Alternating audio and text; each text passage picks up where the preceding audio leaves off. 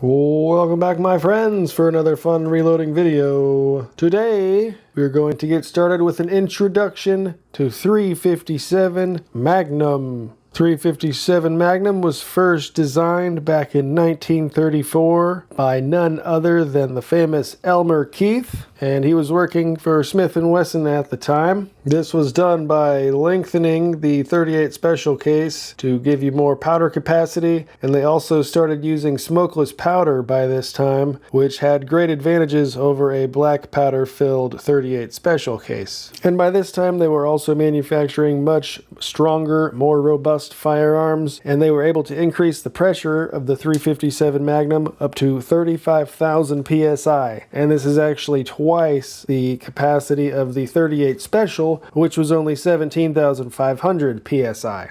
At some point, they became popular in the lever action. The longer barrel, you can get up to, 1,800, 2,000 feet per second, depending on your powder and bullet combination, of course. But for a, pistol cartridge of the time, that's some pretty incredible stuff. It was, and still is, a very popular hunting cartridge. There's several states with straight-walled casing restrictions, which means you can't use a cartridge with a neck on it. You have to use a straight-walled case, such as the 357, 44, 45 Colt, so on and so forth. And we have a wide variety of projectiles here that we can use to achieve all these different things. We have these zinc bullets all the way over here, which are only 90 and 100 grains, and then we have some bullets ranging between 105 grains all the way up to 205 grains. We have hollow point designs, we have wad cutters, round nose, we have the Keith style, we have some jacketed hollow points. There's plenty of options here and tons of versatility here with the 357 Magnum. And anyways, regarding the extended case capacity we see with our 38 special, we have a case length of 1.155. And then we move over here, we can see our 357 Magnum case is up to 1.29 inches of overall length. So what does that give you? A couple more grains of powder capacity. And again, they doubled the maximum PSI and started redesigning firearms around that pressure. And also, fun fact, when it was being designed, it was built too long to fit inside the cylinder of a 38 special, thus preventing these higher pressure rounds being fired in the weaker, older firearms of the day. That's like one of them life hacks before it was cool to meme about it on YouTube, right? So anyways, enough about the old case capacity and all that fun stuff. We had a quick look at our bullets. Let me know down below if you have shot any of these in your 357 Magnums, what you had luck with, what your favorite powders are for them, all that fun stuff. But we're going to take a look at our brass really quick. I've got about 160 pieces of your standard brassy looking brass, just from picking it up from the range here and there over time. And I also have about 20 pieces of nickel plated brass that we're going to take a look at really quickly here. So anyways, I thought it would be cool to have a set of 50 or even 20 identical cases that would be sort of a test platform, and then the other cases I could use just to load up for blasting or whatever. But anyways, I ended up with 20 pieces of nickel here. 17, I think, are Federal, and then we have a couple mixed ones, and this last one here is a Hornady. And from this angle, that doesn't seem like an issue, but when we come down here, you can see how much shorter that is than all the other cases in our box here. And I know exactly why that is. Let's have a look in our Hornady book really quick.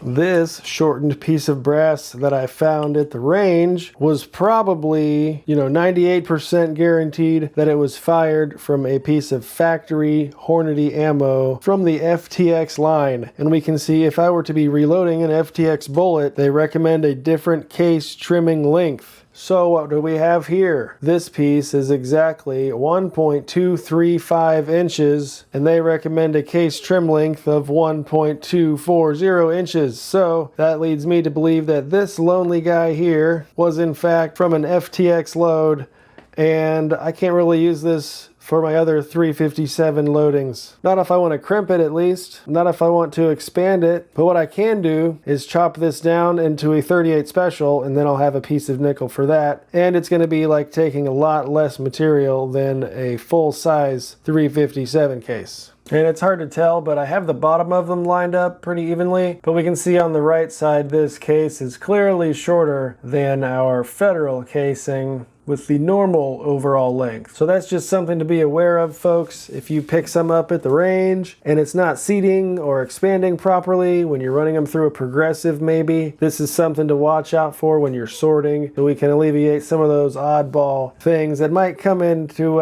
play here. And actually it's Hornady's fault for making a stupid bullet, but they had to shorten the cases, so that's weird. I don't know. So yeah, I have heard of that before on different forums and such, so that's something to be aware of. Have any of you guys ever used these to reload a normal 357 load? I mean, aside from the crimp, if you can get the bullet in there, does the overall length matter that much? Meh, depends on the load, I guess. If you just shove a wad cutter down there, the overall length isn't going to matter. But, you know, if you had like an XTP or something, you need an exact overall length to get that crimp into your cantilever, this might matter just a bit more. So maybe just a couple other things to note while I'm rambling here about a cartridge I've never loaded before. We can look at some powder capacity, powder types, their burn rate, and maybe the amount of economy that may or may not cost. So here with the 38 Special, we have powders like Tight Group, Bullseye, 231, Unique. These are all super popular, very quick burning pistol powders. You can see we only have 4 to maybe 7 grains depending on your load,